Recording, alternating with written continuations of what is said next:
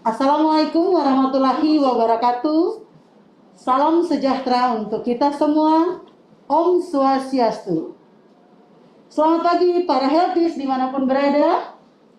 Selamat bertemu kembali bersama saya, Yanti Aneke Geru, yang akan memandu pada acara Ask the Doctor Jilid 6 RSUD Cibinong. Tema kali ini kita akan membawakan tentang gejala alergi obat. Kita akan dipandu oleh seorang dokter spesialis kulit dan kelamin, yaitu Dr. Eis Nanaresna SPKK. Dok, kita santai saja ya dok. Oke, Anda. Baik. Banyak healthies kita dok, ingin mengetahui seperti apa sih gejala alergi obat itu. Iya. Perlu mereka ketahui Iya. dan dokter yang akan memberikan supaya mereka tidak salah jalan atau tidak salah pengetahuan tentang apa sih alergi obat itu. Baik, para healthies dimanapun berada, untuk menghilangkan keingintahuan kita akan mendengarkan pada pakar yang lebih mengetahui tentang gejala alergi obat itu. Hari ini kita akan mendengarkan penjelasan dari Dr. Eis Nanaresna SPKK.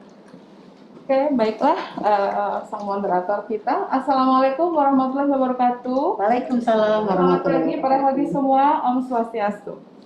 Baiklah, seperti yang diutarakan tadi, pada hari ini saya akan membawakan sekaligus membahas ya, apa sih gejala alergi obat itu, dan apa yang saja ya harus kita ketahui sebelum itu berkembang menjadi lebih buruk.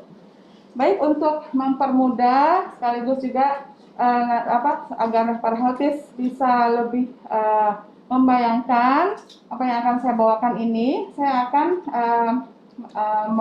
memberikan materinya sebentar sebagai pendahuluan dan juga foto-foto ya untuk saya akan perlihatkan agar bisa kebayang seperti apa sih itu alergi obat. Baiklah, saya akan mulai ya.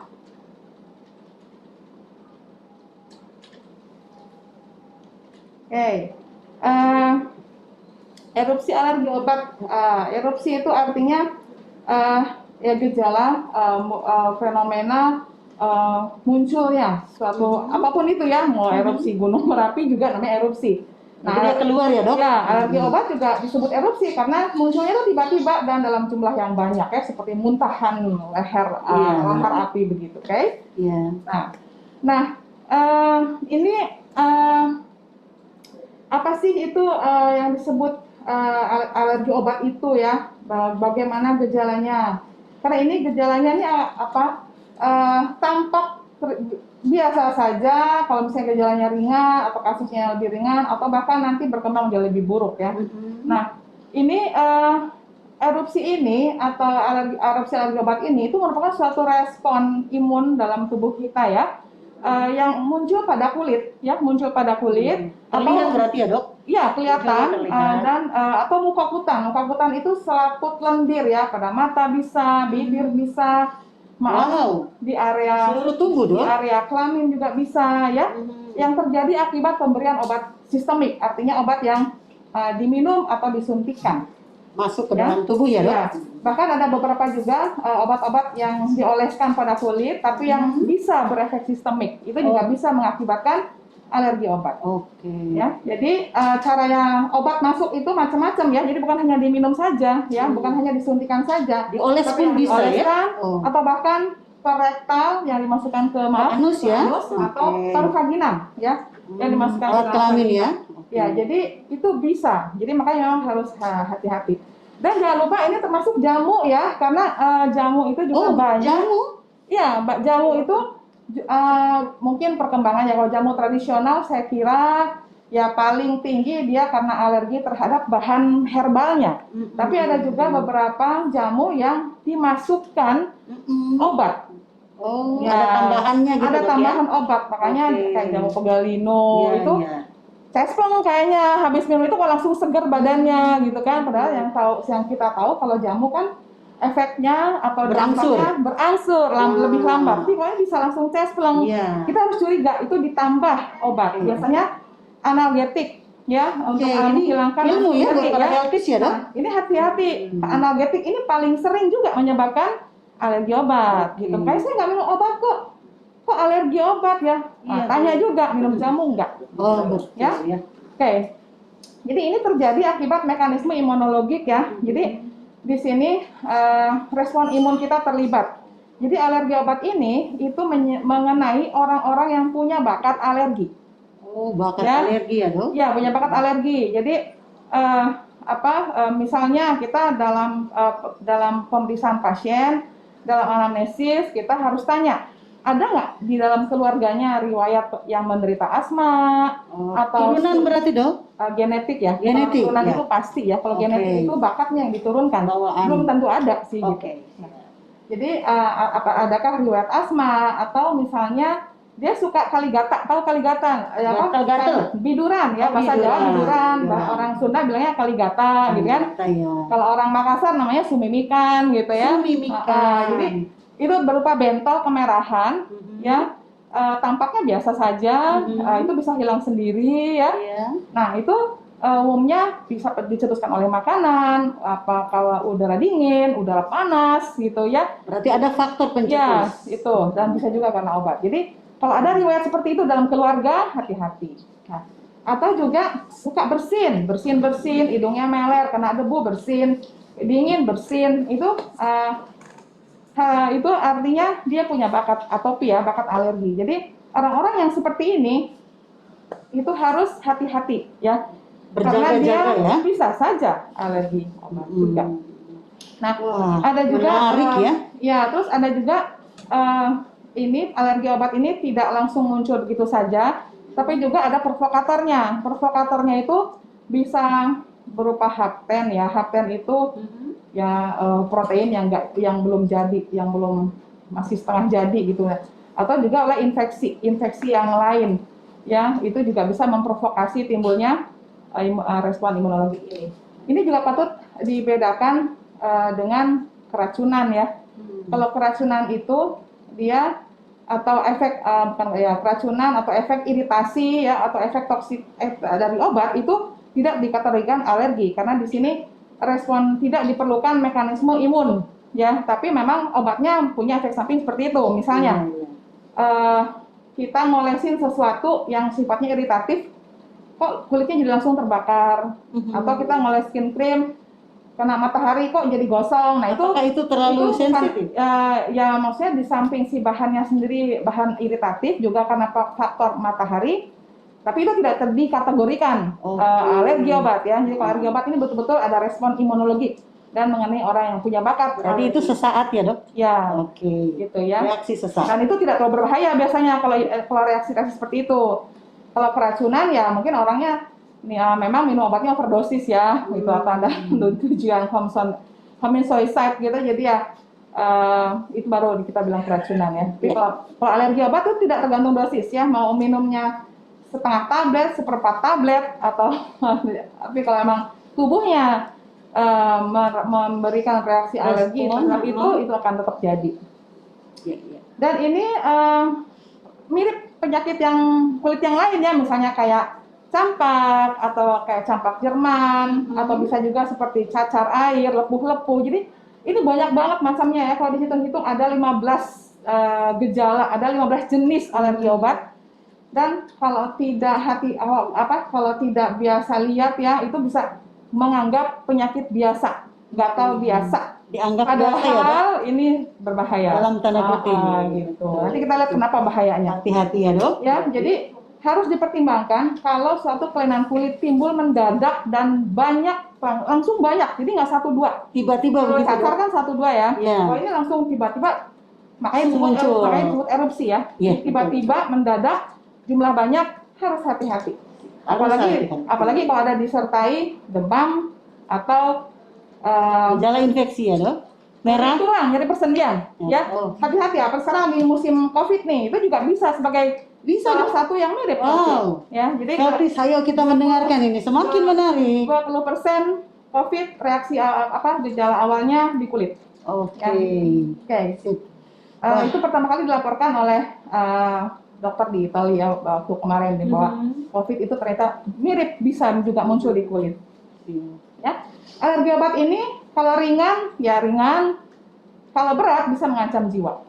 Berat bisa mengancam Bisa jiwa. mengancam jiwa dan ini termasuk salah satu penyakit kegawat daruratan di bagian kulit. Oke. Jadi memang jangan dianggap enteng lah alergi obat ini. Ya. Oke, kita next. Nah ini untuk sebagai panduan aja ya untuk menyingkirkan atau untuk menilai erupsi alergi obat. Jadi kita harus singkirkan dulu. Ini termasuk penyakit virus atau tidak ya? Kalau penyakit virus itu umumnya dia munculnya dari kepala dulu. Kepala atas turun ke ya. dada. Gitu ya. Dan kalau virus biasanya gatalnya tidak terlalu. Kalau ini gatalnya gatal hebat dan panas ya. Dan biasanya dia muncul dari ujung-ujung. Dari ada obat-obat tertentu misalnya antipiretik, itu dia munculnya dari ujung lengan. Jari ya. Ya, kalau antibiotik biasanya muncul dari badan ya. Itu untuk bedain aja. Kemudian rentang waktu antar mulai minum obat sama Timbul reaksi ya. Itu juga harus diperhatikan. Ini kita jangan hanya berpikir bahwa rentang waktu ini sebentar. Ini bisa 6 minggu. Wow, lama dong.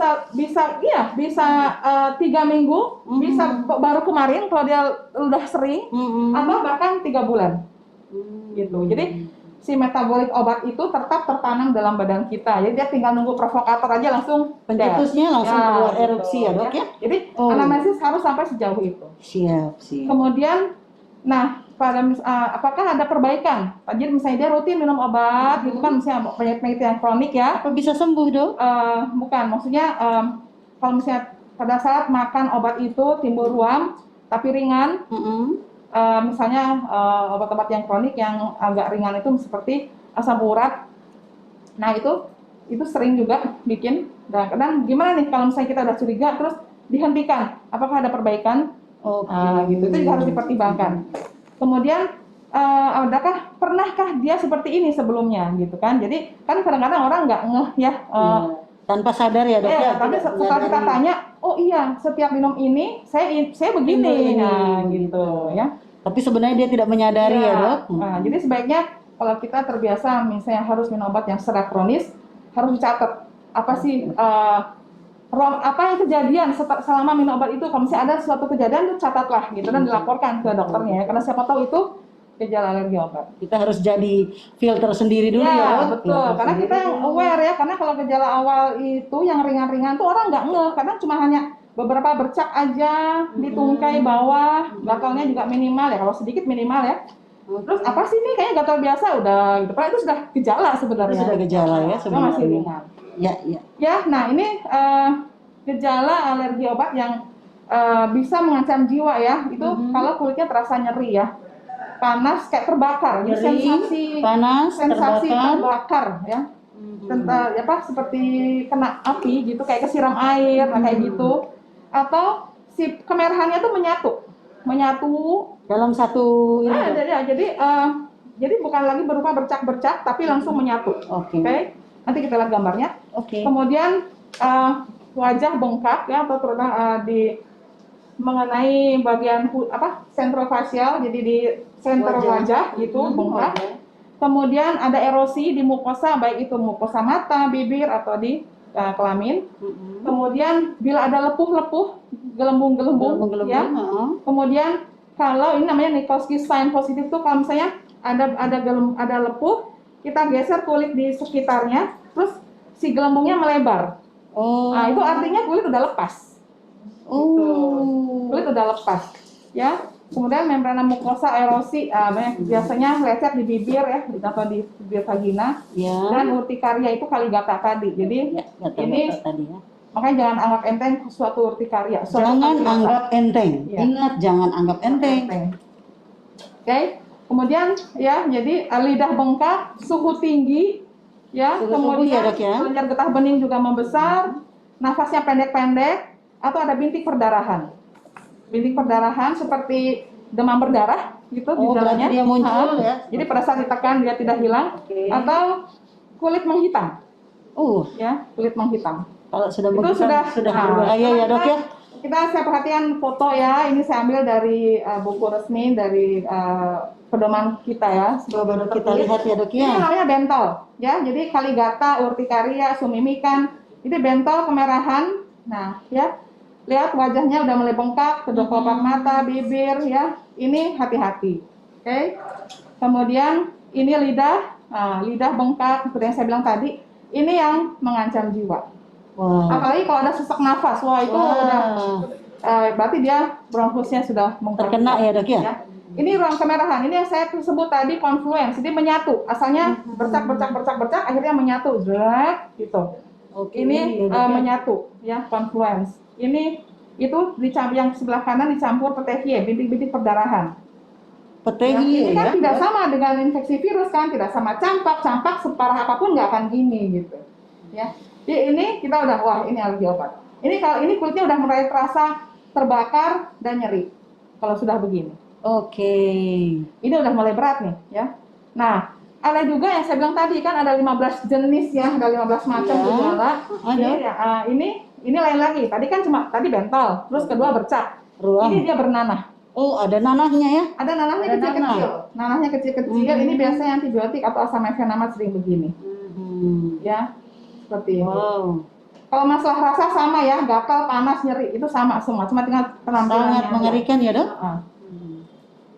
Oke, nah ini yang saya bilang tadi agak ringan tapi dia tidak terlalu mengancam nyawa, tapi dia bercak merah atau lepuhnya batasnya tegas ya, bulat lonjong.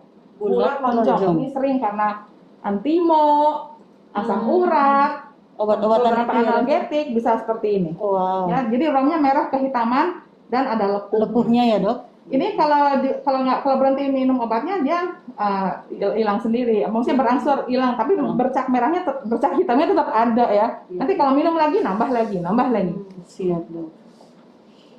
Ini yang ruang merah kehitaman. Ya, berbatas tegas, jadi bulat itu bulat ya, bulat lonjong karena seringnya udah menyatu akhirnya. Nah ini lecet pada mukosa mata dan bibir. Ini yang tipe bahaya ya, kita ada sebut Stephen Johnson syndrome ya, karena ya ini yang disebut Stephen Johnson itu ya. Jadi ada tiga gejala, ada ruam pada kulit, mukosa mata kena, mukosa mata, bibir kena, dan genital. Wow. Ini harus ada mata, bibir, mukosa mata, bibir atau genital kena dan ruam kulit. Dan ruam kulit. SJS. 4 ya dok ya? Tiga. Jadi ruam pada mata, 2 bibir, 3 kulit. Kalau enggak ini bukan SJS. Oh, bukan Stephen Johnson. Stephen Johnson ini jangan ya, kita nggak ada ringan juga. Jadi ada. Jadi yang penting 3 organ itu yang kena. Ya. Kalau ini tipe berat. Kalau yang ringan dia cuma silau atau mata kemerahan dan agak berair. Atau bahkan kita menemukan hanya silau. Jadi kalau misalnya ada kasus alergi obat yang ringan, selalu harus tanya, lihat silau nggak lihat cahaya? Kalau dia matanya masih bagus ya. Kalau dia bilang silau, itu kita sudah harus masukkan gejala SJS ya. Gitu. Walaupun ringan, karena ini warning banget, karena SJS itu prosesnya masa krisisnya 4 hari. Oh cepat masa itu ya? krisisnya 4 hari. Jadi kalau dia udah 4 hari stabil, oke. Kalau 4 hari ini memburuk terus, dia akan langsung jatuh ke 10 lebih bahaya lagi. Oke dok. Jadi segeralah meminta pertolongan ya dok ya. Nah ini tipe lepuh ya. Ini lepuh ini bisa dimiliki oleh SJS, TEN, sama yang tadi fixed drug eruption. Dia lepuh. Melepuh ya dok. Melepuh seperti kebakar. Kayak sundut rokok. Lepuh. Ini artinya kulitnya udah lepas. Sudah lepas. Iya. Jadi kita menilai skornya menilai dari berapa persen kulitnya terlepas. Oke. Nah ini mulai terkelupas nih, seperti ini. Ini pada SJS atau TEN. Kulitnya terkelupas, lepas kulitnya. Ini bahaya banget. Kalau udah kayak gini, gangguan elektrolit terjadi. Ginjal harus hati-hati. Dan hati-hati juga, ini susahnya merawat pasien begini, karena antibiotik juga nggak bisa sembarang. Harus hati-hati memberikannya ya dok. Antibiotik kebanyakan bikin alergi kan. Iya. Gitu. Jadi antara mengobati dan menambah parah ya dok. Ya betul. Nah jadi itu yang harus kita warning ya dok. Iya. Warning benar. Laboratorium nggak bisa lepas. Oke, sekian dari Wah. saya, mudah-mudahan bermanfaat ya. Oke dok, sangat-sangat menarik. Terima kasih banyak dok ilmunya yang sudah diberikan. Wah sangat menarik dan sangat membahayakan yang kita Ya, ternyata begitu. ternyata sangat membahayakan. Kalau kita sudah menganggap enteng, kita akan salah dan kita terlambat untuk berobat. Ya, Betul dok? betul Jadi sekali. segeralah kalau misalnya kita mendapat melihat, merasakan gejala-gejala seperti itu, ayo kita jangan sungkan-sungkan untuk meminta pertolongan kepada yang ahlinya, yaitu dokter spesialis kulit dan kelamin.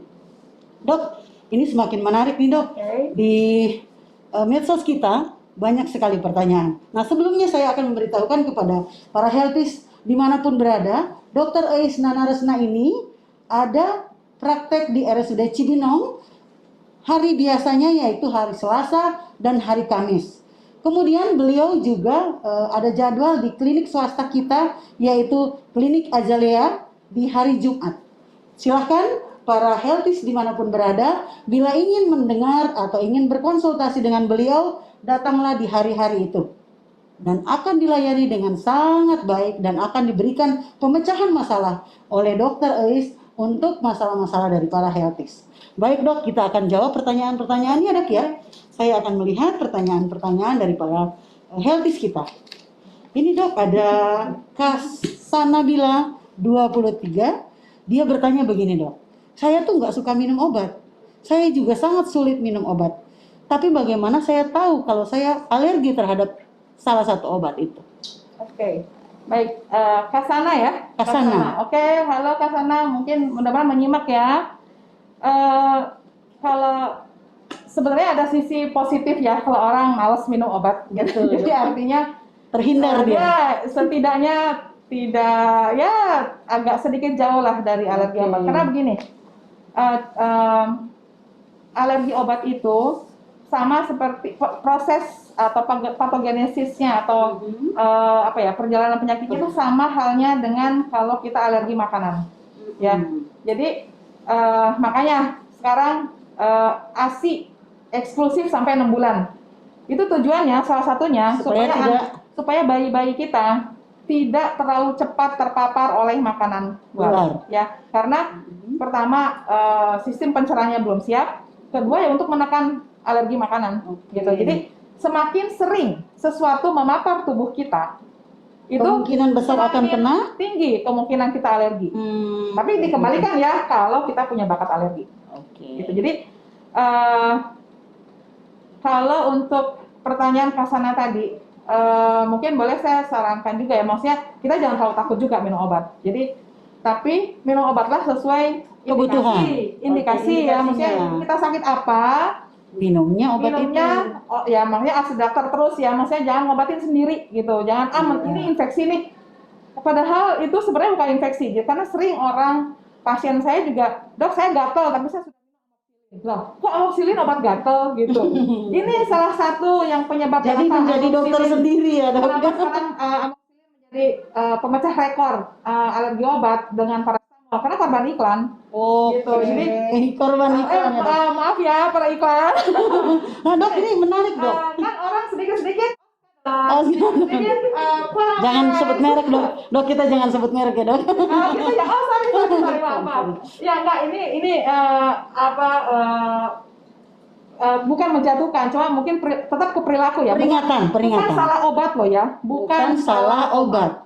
Bukan juga salah dokter yang ngasih ya. Tapi kalau mau salahin aja sistem imun sendiri. Kok lebay gitu ya. Kalau alergi itu sebenarnya sistem imunnya lebay ya. Maksudnya gini, kalau orang yang tidak punya alergi kan menghadapi apapun it's okay, tenang ya. Tapi kalau misalnya orang yang punya bakat alergi, dia bisa nggak suka. Kalau tubuhnya nggak suka dengan sesuatu itu, dia berespon. Akan bereaksi ya. Akan bereaksi. Nah, sama halnya. Jadi kalau kita terlalu sering meminum sesuatu, baik itu makanan, even itu obat, tubuh akan mengenal dan tubuh akan memproses. Ya, itu namanya fase pengenalan dulu. Dalam alergi ada disebut fase pengenalan dulu. Oh, berarti tidak hanya hubungan ya dok yang berkenalan, tapi obat pun berkenalan juga ya dok. Jadi si tubuh itu berkenalan, ini apa nih yang masuk. Siap. Nanti ada itu, itu fase pengenalan dulu. Nanti begitu begitu Tubuh bereaksi. tubuh mengatakan I don't like it, saya tidak suka kamu, Oke. pada saat kita terpapar obat Dia berikutnya bereaksi. atau makanan berikutnya, fase elisitasi, dia berespon. Oke. Dia akan muncul mau bentol, mau merah, mau ruam, mau lepuh, mau apa. Oke. Kayak siap. gitu. Jadi untuk tahu kita alergi obat nggak bisa. Oke. Ya, Kasana ya. Jadi Kasana berarti sudah terjawab ya, jadi sangat kalau lengkap. kita, karena gini ya, tes alergi untuk obat sampai saat ini itu belum bisa dilakukan secara general. Kenapa? Berbahaya. Karena taruhannya nyawa kan, seperti Betul. yang tadi kan, Masuk bisa mengancam soalnya. jiwa. Jadi kecuali kalau itu the one and only obat itu yang harus diminum, itu baru kita laksanakan tes, itu pun harus di rumah sakit. Dok, masih banyak dok. Oke. Ada Chandra nih dok. Chandra 1265 bertanya, ini nyambung. Kenapa orang tadinya tidak alergi obat amoxicillin, tiba-tiba alergi? Ya itu tadi. Kenapa? Itu tadi. Jadi ada fase pengenalan dulu. Oke, berarti terjawab ya dok. Ada fase pengenalan dulu. Kita pindah lagi. Oke.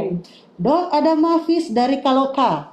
Mafis ini bertanya, obat kalau sudah dikonsumsi lama, apakah bisa merusak ginjal? Tergantung obat itu. Apakah itu obatnya memang di proses utamanya di mana ya? Oke. Tidak semua. Tidak Kalau semua, memang ya? obat itu memang sih pada umumnya semua akan diproses, akan semua dibuang di urin ya. Tapi ya tidak semua obat juga akan seperti itu ya. Ada beberapa yang tidak terlalu merusak ginjal. Terus emang obat saya pikir kalau obat itu harus diminum terus-menerus, biasanya dokter juga akan memilih yang paling aman ya, yang tidak akan memberikan merusak itu apapun. ya. Kecuali kalau obat itu diminum secara sembarangan yang tadi, Iya, minum sendiri ya. Oke ya dok. Oke, kita berikut ya. Para healthies, ada dari Kasa Fitriana. Mungkin ini nyambung dok dengan pertanyaan dari G. Cahaya. Mereka ini bertanya begini dok. Saat skin test, kalau orang mau dimasukkan obat di rumah sakit biasanya ini dok, obat itu dites dulu kan? Itu namanya skin test tuh dok, yang sakit sekali itu dimasukkan. Kemudian dia tidak merasa gatal, tidak merah, tidak bentol. Tapi pada saat obat itu sudah masuk, ternyata dia alergi. Nah, pertanyaan dari G. Cahaya ini juga begini, bagaimana kalau obat itu sudah masuk, ternyata alergi? Nyambung nih dok, pertanyaan berdua nih. Oke, bagaimana menurut dokter? Itu beda reaksi sama halnya in vivo in vitro ya. Jadi pada saat dites itu kan hanya lokal ya, dan 15 menit itu belum sistemik. Ya, kalau hanya di lokal, efek lokal itu belum sistemik. Tapi obat setelah dimasukkan dok? Tapi kan gini, kalau alergi obat ini biasanya yang bikin alergi adalah metabolitnya. Jadi setelah obat itu diproses, jadi metabolit hasil akhir obat itu yang bikin alergi. Iya. Itu makanya kenapa di skin test baik-baik saja, begitu obatnya dipakai udah menyebar ke seluruh badan malah jadi alergi. Ya karena metabolitnya yang bikin. Sip. Wah, mudah-mudahan mereka melihat dan mendengar ya dok ya, dan sehingga apa yang membuat mereka bertanya itu sangat-sangat terjawab. Dan ternyata masih banyak lagi dok. Kita masih ada waktu dok. Baik dok, ini dari Cayanti Afrian dok. Dia bertanya begini dok. Dok, untuk obat herbal yang sekarang ini banyak di masyarakat, apakah bisa alergi juga? Bisa ya. Cuman kalau alergi obat, kalau dari herbal itu biasanya alerginya selevel lah dengan alergi makanan ya, karena dia kan bukan bahan kimia. Bahan kimia. Tidak ada kandungan kimia di dalam itu ya. Oke, siap. Berarti masih gampang. Tidak, masih bisa ringan lah. Oke, penanganannya masih bisa ringan, bisa sembuh berarti ya dok. Oke, sip. Alergi obat juga bisa sembuh kok. Oh ya? Bisa, cuma yang penting harus segera ya, dan belum memburuk banget lah. Segera diketahui dan segera diobati ya dok ya. Baik dok, masih ada lagi dok dari Adeva dok. Dok, kalau ruam seperti tadi yang sudah dokter jelaskan itu akibat dari sebuah tindakan. Dokter pernah dengar Beckham? Ya. Yang suka di itu loh dok. Ya. Nah, bisa ruam dari Beckham itu apakah berbahaya atau tidak dok?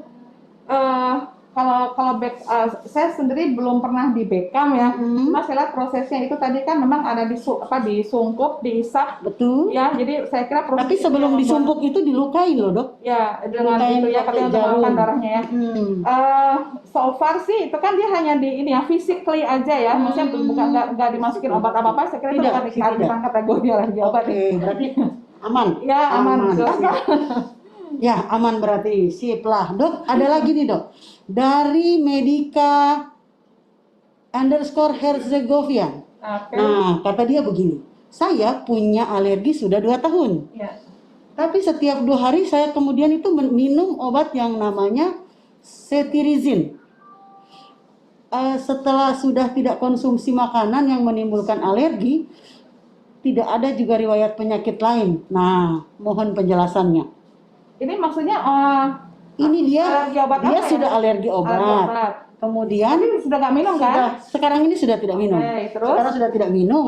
Yang dia konsumsi itu adalah salah satu Ya, jenis obat itu itu. untuk apa ya?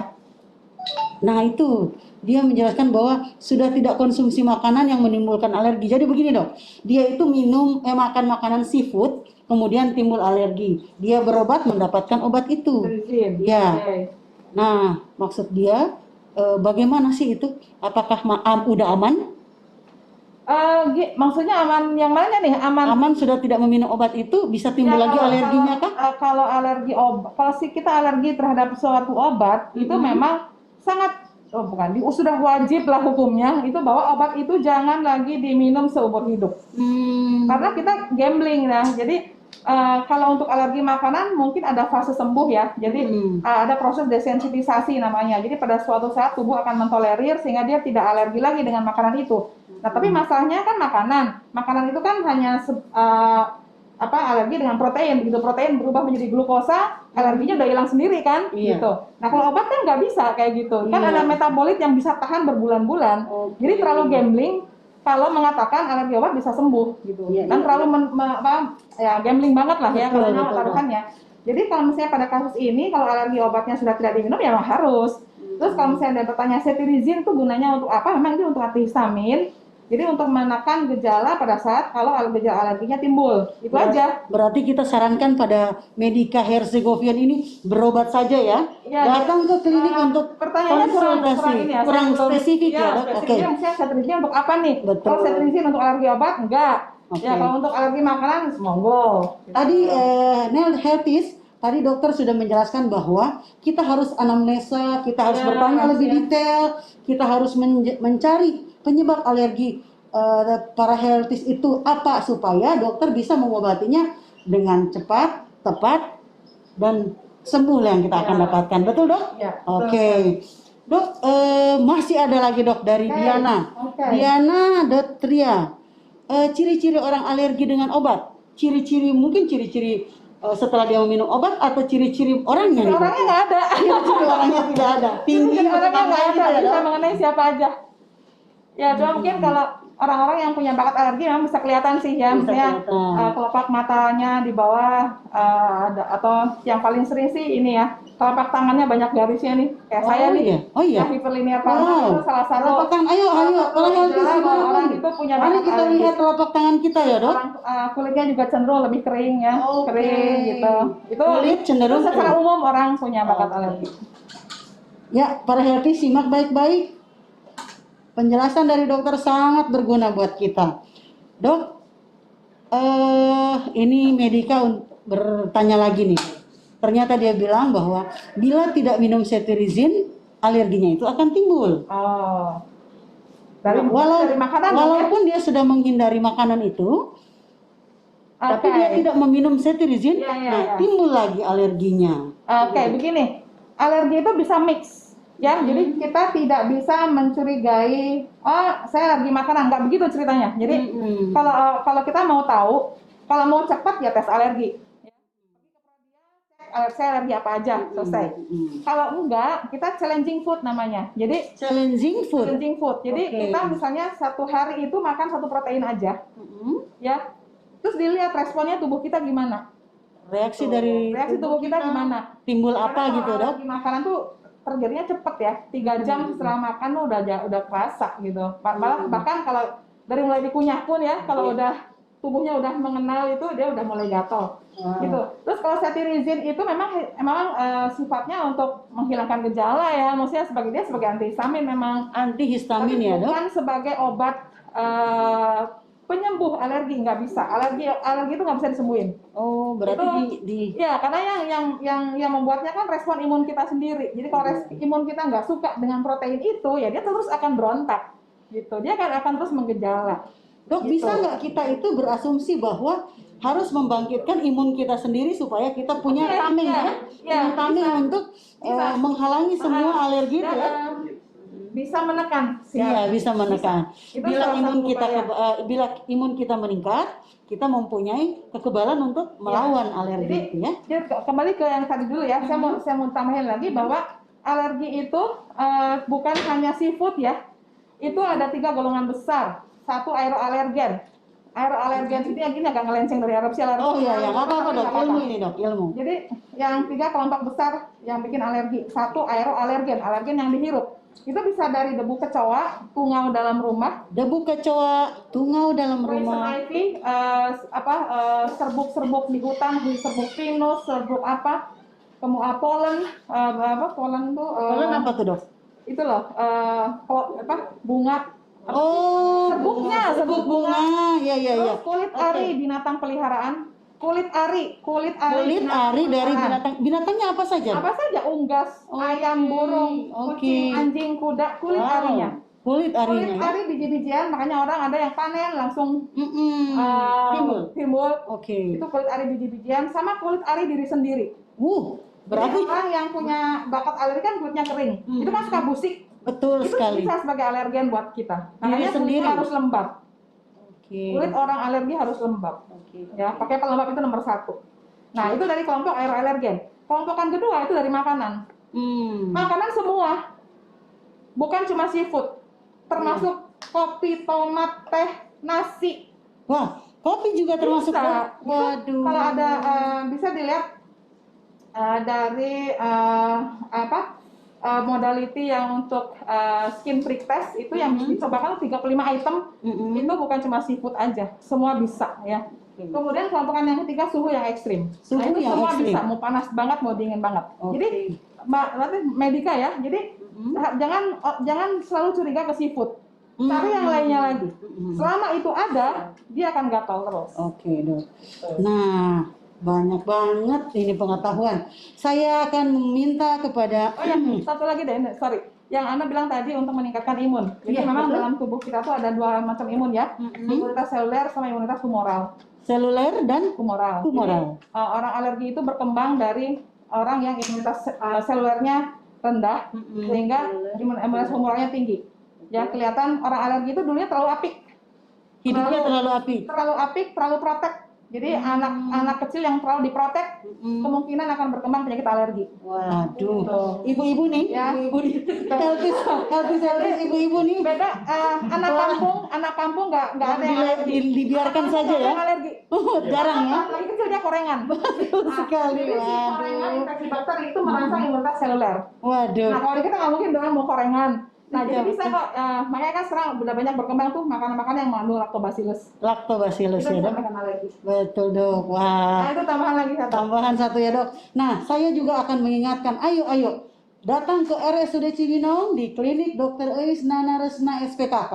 Hari Selasa dan hari Kamis, dan juga hari Jumat. Waduh, masih banyak lagi hari-hari yang akan ditunggu oleh Dr. Eis untuk para healthies dimanapun berada. Ayo kita ke Cibinong, ayo kita ke RSUD Cibinong. Kita akan mendapatkan jawaban yang lebih spesifik lagi dan mendapatkan pengobatan yang lebih mantap lagi dari Dr. Eis. Satu lagi pertanyaan penutup dok.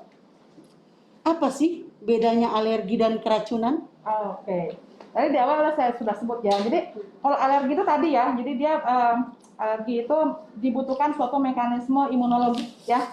Jadi responnya itu melibatkan sistem imun kita. Jadi kalau memang sistem imun kita cenderung lebih dominan tipe humoral, jadi lebih dominan hipersensitivitasnya, maka itu akan terjadi alergi obat. Jadi tidak, kalau orang yang punya alergi obat, orang yang punya alergi artinya dia akan cenderung mengalami ini.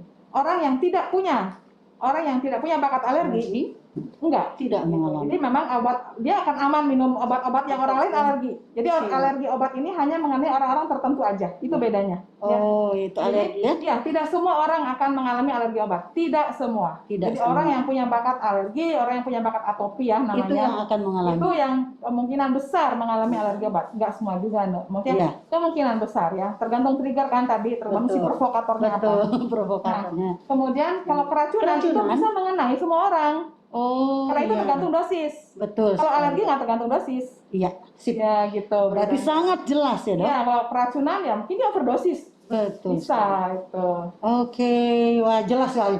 Jelas, tepat, dan sangat singkat, tapi intinya dapat ya, Dok ya? Ya. Kalau alergi itu adalah orang yang memang mempunyai bakat, kemudian dia ada pencetusnya. Tapi orang yang keracunan, siapapun dia, minum apapun dia, dengan dosis yang terlalu banyak, dia pasti akan keracunan. Seperti itu ya, Dok? Oke, baik. Dok, saya minta para healthies ini untuk memfollow media sosial RSUD Cibinong di Instagram @rsudcibinong_Bogor. Kemudian kita punya Twitter kita @rsudcibinong. Silahkan di follow lagi. Kemudian kita mempunyai Facebook, Dok. Facebook kita itu adalah RSUD Cibinong. Ayo kita banyak ilmu, kita banyak berteman, kita mendapat ilmu. Satu lagi, Dok, kami itu punya YouTube. YouTube kami adalah RSUD Cibinong. Ayo kita berteman, kemudian kita konsultasi dengan menimba ilmu yang banyak dari RSUD Cibinong, sehingga masyarakat yang tadinya mempunyai pengetahuan minim tentang kesehatan, kita akan mendapatkan ilmu yang berguna. Silakan kami mohon untuk di like, di komen, dan subscribe YouTube supaya kita mempunyai hubungan yang baik, mempunyai pengetahuan yang baik, dan kita mendapat ilmu dari orang-orang yang tepat. Betul, Dok? Oke. Baik, Dok. Cukup sekian pertemuan kita di Ask a Doctor Jilid 6 RSUD Cibinong. Mudah-mudahan ilmu yang sudah kita bagikan berguna untuk banyak orang.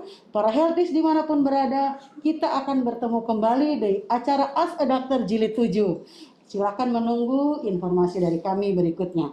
Baik, Dok. Terima kasih, Dok. Karena saat ini adalah pandemi ya, Dok? Iya. Kita salam dari jauh. Terima kasih banyak. Terima kasih. Para healthies dimanapun berada, sampai bertemu kembali. Mudah-mudahan yang sudah kita dapat berikan bermanfaat bagi semuanya. Amin. Terima kasih. Sampai bertemu. Ketemu lagi.